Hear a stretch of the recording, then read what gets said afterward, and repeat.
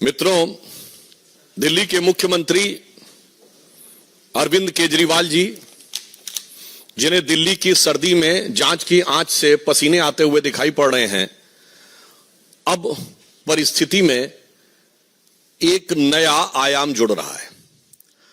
अब तो जांच भी आंच के घेरे में आ रही है।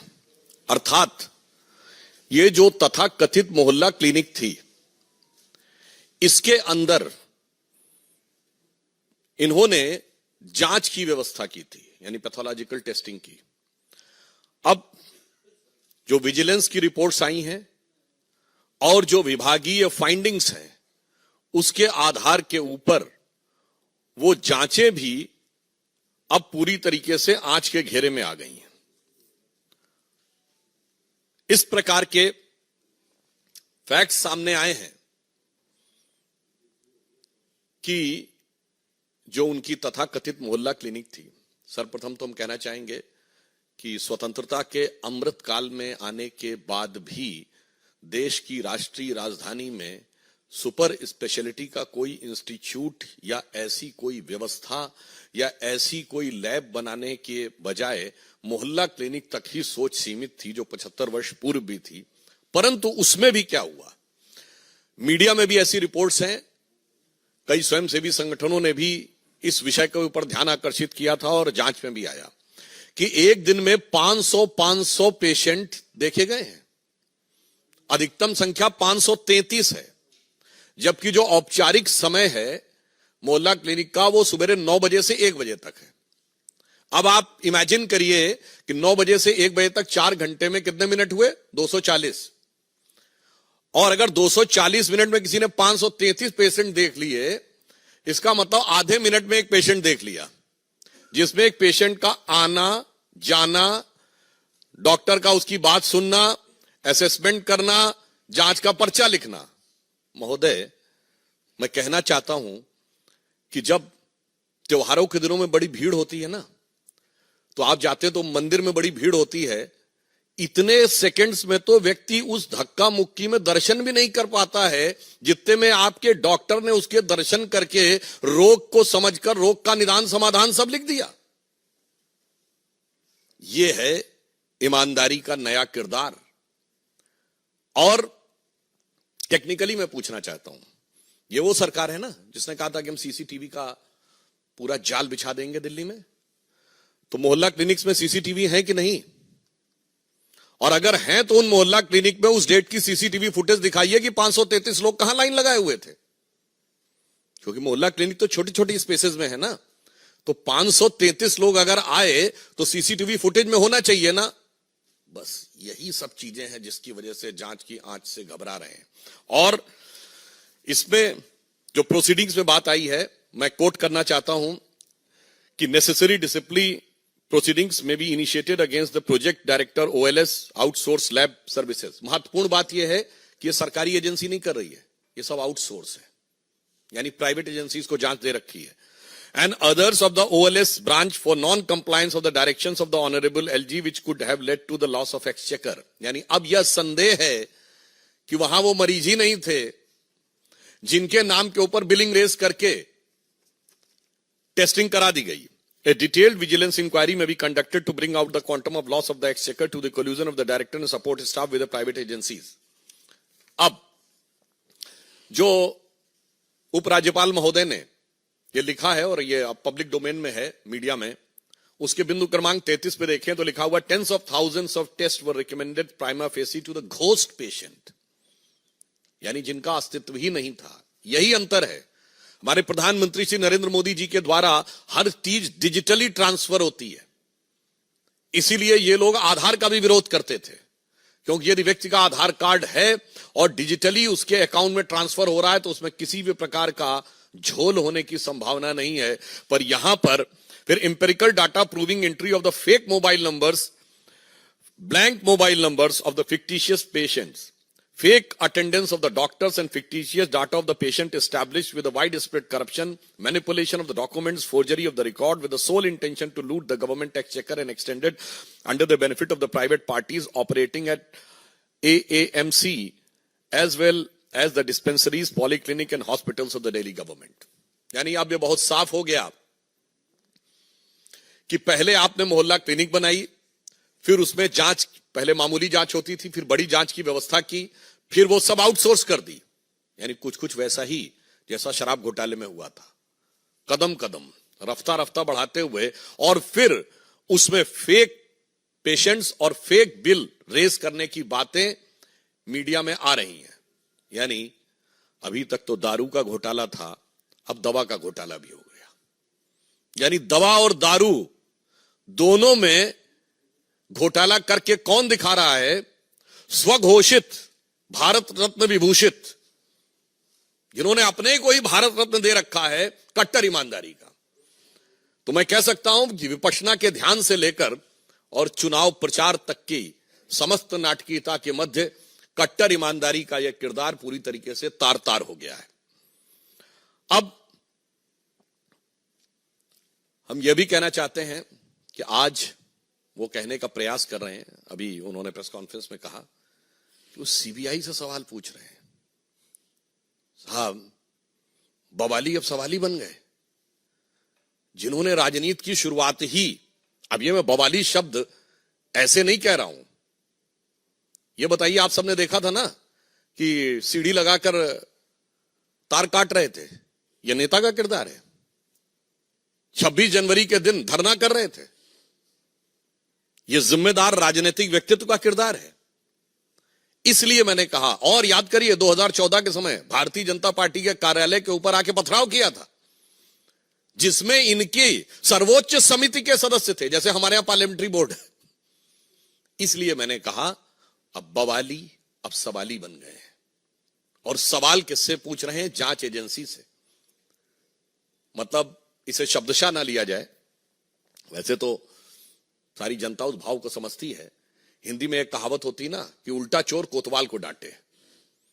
आज उसी किरदार को वो दिखाने का प्रयास कर रहे हैं। और जहां तक टेक्निकलिटी की बात है, तो अगर उनको लगता है कि कोई टेक्निकल इश्यू है तो वो न्यायालय से जाकर समाधान प्राप्त कर सकते थे, मगर यहां टेक्निकल नहीं, मॉरल इश्यू है। यहां न्यायिक विषय नहीं है, यहां नैतिक विषय है। और केजरीवाल जी का वहां जाने से बचना यह स्वतः प्रमाणित करता है कि उनको यह पता है कि वो इस जांच की आंच से बच नहीं सकते, क्योंकि के अरविंदन ने बाकायदा बयान दिया हुआ है अप्रूवर बनके कि उनकी उपस्थिति में इतने प्रतिशत से इतने प्रतिशत बढ़ाकर शराब घोटाले में कमीशन की बात हुई और उसके इस प्रकार के वितरण की बात हुई। उन्हें यह बात पता है, इसलिए यह मैं कह सकता हूं कि यह उनकी गलती की स्वीकारोक्ति है। By consistently avoiding to appear before the agencies is nothing but is an tacit acceptance of his legal fault. जांच एजेंसी के सामने अनेक बहाने बनाकर अनुपस्थिति रखना प्रकारांतर से उनकी अपनी गलती या भ्रष्टाचार की स्वीकारोक्ति है। और पुनः यह एक विचित्र भ्रष्टाचार का मामला है, जिसमें जांच शुरू होते ही पॉलिसी विड्रॉ कर ली गई थी, और पॉलिसी विड्रॉ करने के बाद उसको डिफेंड किया जाता है मीडिया में आके। आपने ऐसी, ये है नई राजनीति, ये नई राजनीति का किरदार है। जो कहते हैं कि आज ही उनके प्रवक्ता बोल रहे हैं कि हर हाल में वो रहेंगे, हम ये नहीं कह रहे हैं। उनके ऊपर क्या कार्रवाई होगी ये जांच एजेंसी की रिपोर्ट के अनुसार न्यायालय तय करेगा, परंतु हर हाल में रहेंगे यह शब्द बोलने का अर्थ होता है कि मतलब आप कहीं पर भी रहेंगे। यानी अगर कानूनी कार्रवाई भी हो गई, यदि किसी कारणवश वो यह परिस्थिति उत्पन्न हो गई कि आपको अपने साथियों के साथ वहां पहुंचना पड़ा, तो आप वहां से भी कह रहे हैं कि आप शासन करेंगे। मतलब मुझे ऑन द लाइटर नोट याद आता है, जब ये जेल जाने का विषय आता है तो बहुत आरोप लगाए जाते हैं हमारे ऊपर। और श्री लालू प्रसाद यादव जी तो 1997 में जेल चले गए थे, तब तो भाजपा की सरकार कभी नहीं आई थी। और मोदी जी उस समय तक तो भाजपा के शायद राष्ट्रीय महासचिव ही थे, और अमित शाह जी का तो शायद बहुतों ने नाम भी नहीं सुना होगा उस जमाने में। वो आरोप लगाते हैं 2014 के बाद। पर मुझे याद आता है उस समय पत्रकारों ने पूछा था, आप लोग जाके चेक करिएगा लालू जी से, कि आप अब कैसे शासन चलाएंगे। तो कहते जलवेज चलाएंगे। तो उन्होंने पूछा मतलब क्या जेल से? उन्होंने कहा नहीं, मतलब उनके साथियों ने कहा मतलब वो कह रहे हैं जलवे से ही जैसे चल रहा था वैसे ही चलता रहेगा। मगर आज तो लग रहा है जो आम आदमी पार्टी के नए किरदार में तो ये वाकई कह रहे हैं हम जलवेज चलाएंगे। इसलिए मैं सिर्फ ये कहना चाहता हूं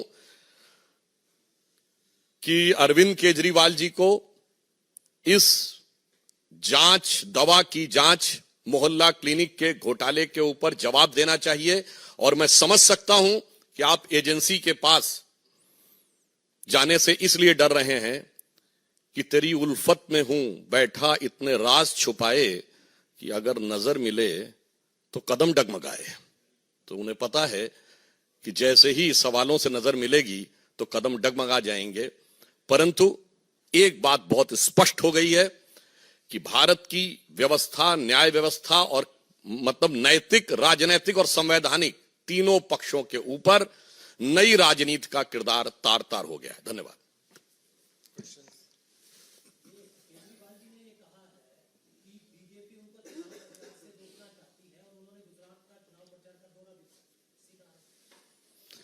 वैसे अभी उन्होंने हाल में जहां जहां चुनाव प्रचार किया है तो जब्ती का रिकॉर्ड बनाया है।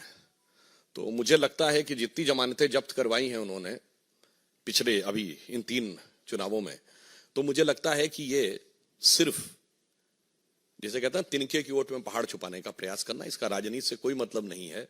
हां, उनको ऐसा लगता होगा, परंतु मैं बहुत स्पष्ट करना चाहता हूं किसी भी चीज की जांच का जवाब देने का चुनाव प्रचार से क्या संबंध है? और ये लोग तो जिन पे आरोप लगाते थे आज उनके साथ खड़े हैं। मतलब सोनिया गांधी जी और राहुल गांधी जी वो तो जाके फिर भी अपना जवाब दे आए थे। ये केजरीवाल जी नए राजनीति के नए किरदार, नई नवेली अजब अलबेली पार्टी के अलंबरदार, उनसे भी बड़े हो गए हैं। तो मतलब ये तथाकथित इंडी गठबंधन में ये है कि मैं तुमसे बड़ा। अरे उन्होंने तो ये कहा था कि ईडी घर पे क्यों नहीं आ गई? याद करिए, कांग्रेस के नेता प्रमोद तिवारी जी ने कहा था कि ईडी वालों को उनके घर जाके पूछताछ करनी चाहिए। ये तो उल्टा कह रहे हैं कि ईडी वालों से मैं पूछताछ करूंगा। मैं सवाल पूछ रहा हूं, मेरे सवाल के जवाब दो। ये आप अद्भुत और अविस्मरणीय आपको यह दृश्य दिखाई पड़ेगा।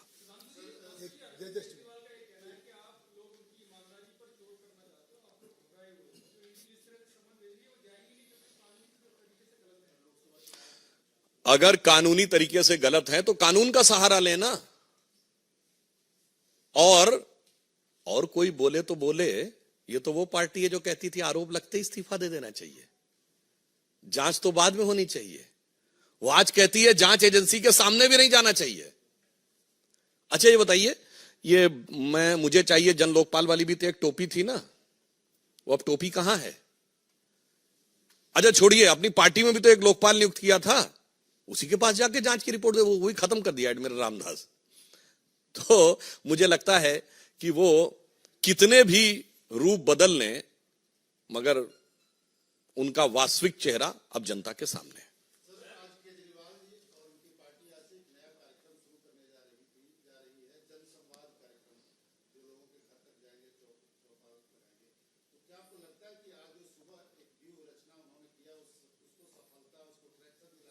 देखिए उन्होंने कहा था कि हम 70 के 70 विधानसभाओं में जाके तब अपना घोषणा पत्र बनाएंगे।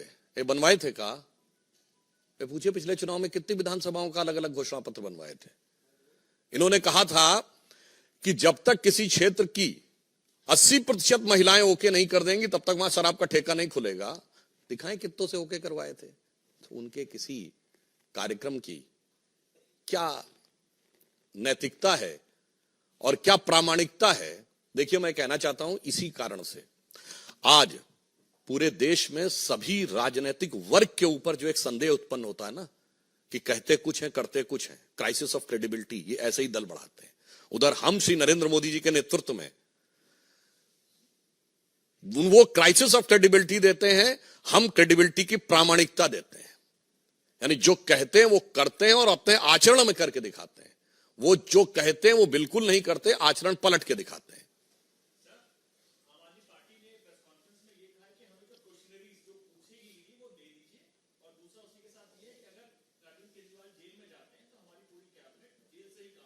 वो तो मैंने बता दिया, वो जलवेस काम करने की कोशिश कर रहे हैं। मगर मैं आपको ये भी बताना चाहता हूं, ये ईडी ने सवाल तो अरविंद केजरीवाल से पूछे कि आम आदमी पार्टी से पूछे हैं?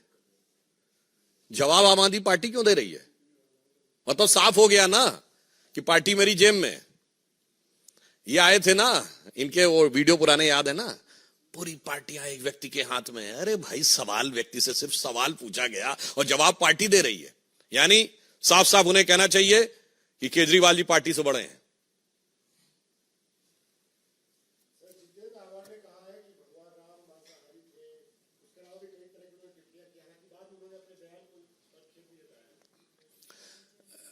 देखिए, वास्तविकता यह है कि कुछ लोग ऐसे होते हैं जो कितना भी सुंदर कार्य हो रहा हो उसमें विघ्न डालकर ही संतोष उत्पन्न करना चाहते हैं। तो ये विपक्ष वाले जो सदा सर्वदा से भव्य श्री राम मंदिर के विरोध में रहे थे, ये अंतिम चरण में भी विघ्न डालकर विघ्न संतोषी बनना चाहते हैं। परंतु अब देश की जनता ऐसे किसी विघ्न संतोषी के साथ नहीं है। हम किसी के प्रति कोई दुर्भाव नहीं रखते। हमारे यहां कहा गया है, बैर न कर काहू सन कोई, राम प्रताप विषमता कोई। न किसी से वैर है, न किसी से विषमता है, मगर उनके मन में विषमता है और इस प्रकार के आपत्तिजनक दुर्भाग्यपूर्ण बयान दे रहे हैं। परंतु मुझे लगता है इस देश की जनता भी ये समझती है, जो मीराबाई जी को तुलसीदास जी ने लिख के भेजा था, जाके प्रिय न राम वैदेही, यानी राम और सीता जिसको प्रिय ना हो, जाके प्रिय न राम वैदेही, तजिए ताहि कोटि बैरी सम, यद्यपि परम सनेही। तो देश की जनता है देखेगी।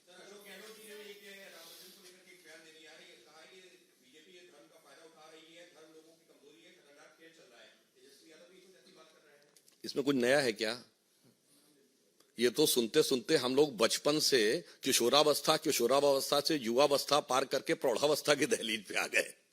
वही पुराना बहाना, वही पुराना तराना, वही पुराना अफसाना जो हकीकत नहीं बन पाया है। तो ये लोग जो लगातार बोल रहे हैं और उसके बाद जबकि ये असफल भी हो रहे हैं, तो मैं इसके लिए भी वो पंक्ति बता देता हूं जो मैंने पार्लियामेंट में बोली थी। ये राम मंदिर के विरोध की और मुस्लिम तुष्टीकरण की नाव पर सवार होकर जो मंजिल पाने की कोशिश में हैं, तो उनके लिए कहना चाहता हूं कि कश्ती भी नहीं बदली और दरिया भी नहीं बदला। कश्ती भी नहीं बदली, दरिया भी नहीं बदला, पर इन डूबने वालों का जज्बा भी नहीं बदला है। शौक सफर ऐसा, एक उम्र हुई हमने, मंजिल भी नहीं पाई, रास्ता भी नहीं बदला।